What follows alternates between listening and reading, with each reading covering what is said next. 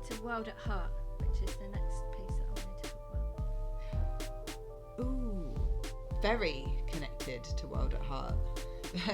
Because Wild at Heart was the second piece from that collection. How did you connect to Wild at Heart?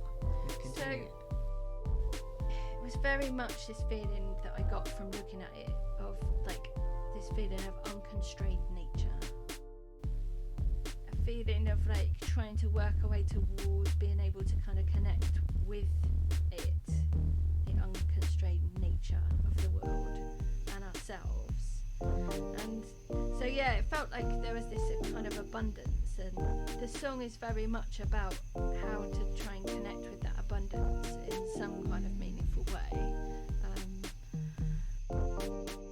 It felt like there's this basic piece of work that's being talked about in The Ferryman, of being human, of kind of coming to terms with the fact that this all ends and we've got to try and figure out in this really time-bound way how to make the most of being here and how to make our way through it more or less intact.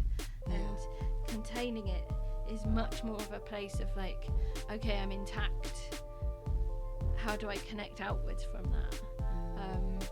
And how do I do that on quite a primal level, not just a social level?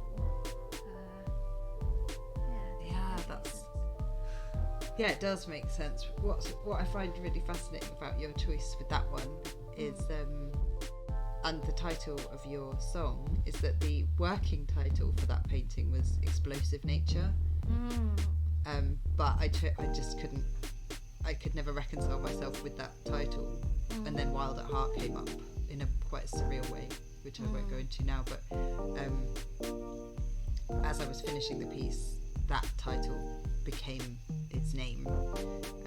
But yeah, it was very much about this kind of, release of life energy, and how we, this constraint of society, which we all mutually agree upon, to an extent, can become really claustrophobic and divisive when the creeping sense of what we've agreed to and what's actually being done don't match. And it's kind of like that boiling a frog, analogy that people use, where you start to get really small and you don't realise how small you're getting in the world, because you've sort of you've agreed to certain rules, and then the margins keep getting moved. And so I think Wild at Heart is about allowing that, allowing yourself that freedom,